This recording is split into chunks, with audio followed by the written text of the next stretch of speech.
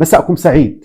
الحلقة ديال اليوم غادي نركزوا فيها على المؤشرات ديال التصعيد من طرف النظام الجزائري وجبهة البوليزاريو قبل الجولة ديال دي ميستورة اللي جات بعد القرار 2797.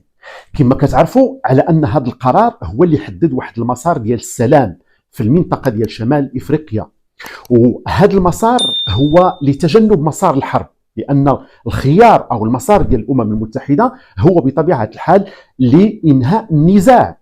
لكن هناك مؤشرات اليوم كتقول باللي أن النظام الجزائري وجبهة البوليزاريو ما عندهمش رغبة نهائيا أنهم ينضبطوا الشرعية الدولية وأنهم يطبقوا القرار 2797.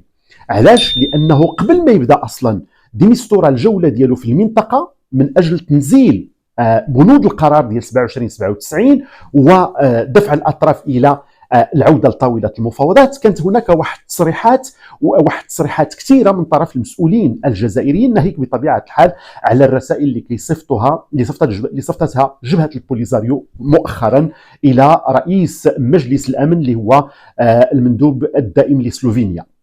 وهاد المؤشرات كما قلت او هاد التصريحات هي كتناقض مع القرار 2797 وحاولت انها تفسر في البدايه هذا القرار بطريقه مغلوطه، وكنهضر على التصريحات ديال وزير الخارجيه حمد عطاف سابقا، واللي كيحاول ما امكن انه يتهرب من الحكم الذاتي كاساس سياسي وحيد لانهاء النزاع المفتعل حول مغربيه الصحراء. ثم جاءت تصريحات اخرى ومنها اخر تصريح لسفير الجزائر بمجلس الامن اللي هو عمار بن جامع، واللي كيهضر فيها على ان القرار 2797 هو محاوله لضرب حق الشعب الصحراوي في تقرير مصيره. حنا كنعرفوا هذا الموقف قديم ديال الجزائر، وهذا الموقف اللي ما بغاتش تفهموا كاع نهائيا لحدود الان. علاش؟ لان مجلس الامن كما عرفتوا انه في الديباجه وفي البنود ديال القرار 2797 كان واضح، كيهضر بكل صراحه على ان الحكم الذاتي هو الاساس السياسي الوحيد لاي مفاوضات. لذلك قلت على ان هناك حقيقه مؤشرات خطيره جدا كتقول باللي ان النظام الجزائري وجبهه البوليزاريو ما بغاوش ينضبطوا لقرار مجلس الامن. والهدف ديال هذه التصريحات الاخيره خصوصا هو لافشال مهمه دي ميستورا.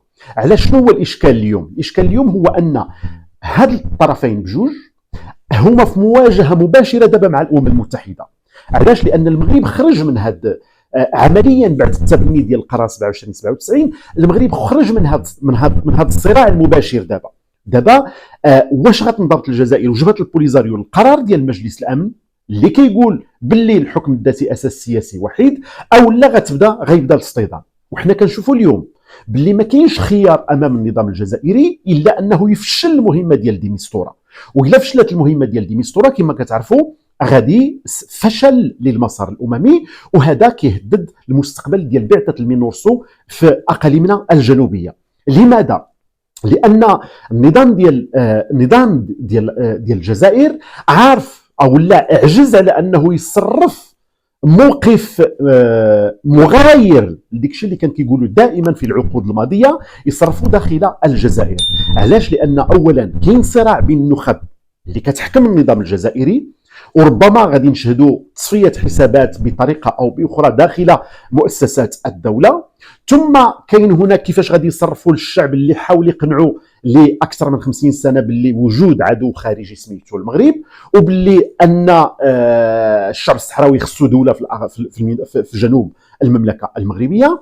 اليوم هذا الفشل الدبلوماسي والسياسي ما قادرش يصرفوه النظام الجزائري، وبالتالي الخيارات ما بقاتش عنده كثيره. يعني خيار وحيد هو انه يفشل المهمه ديال دي ميستورا ويرد هذا الملف للمربع الاول.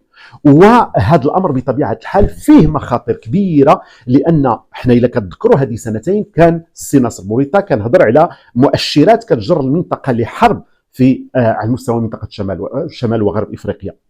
والحديث انذاك بطبيعه الحال على تحرك الجيش الجزائري وعلى مجموعه ديال القرارات، تصويت البرلمان الجزائري كذلك على قرار كيسمح للجيش الجزائري بالقيام بعمليات خارج الحدود الى غير ذلك من مجموعه بالمناورات عسكريه كانت كتقام على حدود المملكه. الى غير ذلك ان النظام الجزائري رافض رافض التسوية السياسية مع الأمم المتحدة ومع المملكة المغربية لإنهاء هذا النزاع المفتعل حول مغربية الصحراء. وبالتالي كما قلت هذه التصريحات اللي جات مؤخرا على لسان عمار بن جامع داخل الأمم المتحدة أو اللي سبقتها ديال أحمد عطاف هي محاولة للالتفاف على القرار 2797 والهدف ديالها كما قلت إفشال مهمة دي ميستورا. وحنا كنعرفوا بلي أن دي ميستورا لحدود اليوم ما حقق حتى شي اختراق في مواقف الدول الأطراف، وباللي أن هذه آخر مهمة لدي ميستورا لأنه مطالب انه اليوم انه يطبق وينزل القرار 2797 لكن كما قلت الفشل ديالو غادي يعني فشل للامم المتحده وغيعني اصطدام واضح ما بين الجزائر وجبهه البوليزاريو والامم المتحده، لان ما بقاش كما قلت لم يعد المغرب معنيا بعد تبني هذا القرار وبعد التاكيد على ان الحكم الذاتي للاقاليم ديال الجنوبيه هو الاساس السياسي او الارضيه السياسيه الوحيده باش ينتهي هذا النزاع. وبالتالي اليوم المنتظم الدولي كيترقب الخطوات والتحركات ديال دي ميستورا. كان عنده لقاء في اوسلو، حنا كنعرفوا لماذا اوسلو في اوروبا، اوسلو تعرفات بكون انها كتكون محطات في المفاوضات وفي التسويات ديال مجموعه النزاعات والحروب. كان لقاء مع وزير الخارجيه النرويجي، تم التاكيد مجددا على المسار ديال السلام، لكن نعرف على ان جوله دي ميستورا غتشمل عواصم اخرى واكيد انها غتكون جوله بالمنطقه. ولذلك قلت على ان اليوم كاين مؤشرات خطيره من طرف النظام الجزائري بانه ما باغيش ينضبط للشرعيه الدوليه، وهذا بطبيعه الحال غيؤدي لتصعيد جديد على المستوى المنطقه، لاندلاع مواجهه ما بين البوليزاريو والنظام الجزائري من جهه والامم المتحده. وهذا التصعيد بطبيعه الحال كما قلت كيعكس الحاله ديال الوضع داخل الجزائر، لان الفشل السياسي كما قلت في تحقيق اختراقات من طرف الجزائر في هذا الموضوع، او الفشل اللي كيتمثل في كون ان مجلس الامن قال بالاجماع باللي الاقاليم ديالنا الجنوبيه هي تحت السياده المغربيه. هذا الامر بطبيعه الحال ما قدرش النظام النظام الجزائري انه يبتلعه، ما قدرش انه يهضمه، ما قدرش انه يصرفه في الداخل، لان كما قلت هذا غيحطوا امام الشعب الجزائري عاريا. علاش؟ لانه بعد 50 سنه كنهضروا على اكثر من 500 مليار دولار اللي خسرت الحجم ديال الخسائر ديال النظام الجزائري على الملف النزاع على جبهه البوليزاريو بالخصوص. هذا الامر كيفاش غادي يصرفوه هو كما كيقولوا مربط الفرس، وهو العقده الاساسيه امام قبول النظام الجزائري بالقرار 2797 والقبول بتسويه سياسيه على ارضيه الحكم الذاتي وتحت سقف السياده المغربيه. تحياتي لكم وشكرا لكم على المتابعه، وما تنسوش انكم تشتركوا في القناه، في حاجه الى دعمكم، وشكرا لكم مره اخرى. فهمتم مساء.